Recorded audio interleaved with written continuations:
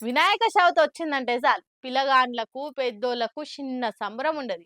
9 దినాలు పూజలు చేసి అటెనక ఆడకట్టోళ్ళంతా కలిసి బారాత్ తీసుకుంటా బ్యాండ్ సప్పులు, డీజే మోతలు, కోలాటలతోని గ్రాండ్‌గా ఊరంతా తిప్పుకుంటా డాన్స్‌లేసుకుంటా పోయి చెర్ల నిమజ్జనం చేసొస్తారు. కానీ ఈ రిక్షా అన్న వినాయకుడిని ఏ తీర్ల నిమజ్జనానికి తీసుకుపోతుండో చూడుర్రి.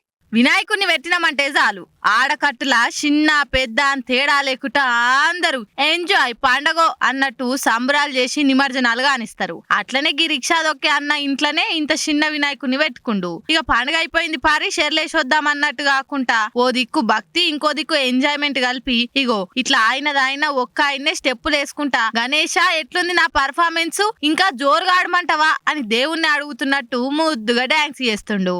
ఏదో ఎట్టికి 2-3 స్టెప్పులేసి ఊకునుడు కూడా కాదు, మళ్ళా తొవ్వెంట పోతుంటా నిమజ్జనం చేసేదాకా గిట్లనే సామురంగా ఆడే వరకల్లా అటు వడత పోయేటోళ్ళు ఎవరో వీడియో తీసి పెట్టుడుతోని సోషల్ మీడియాలో మస్తు వైరల్ అవుతుంది ముచ్చట.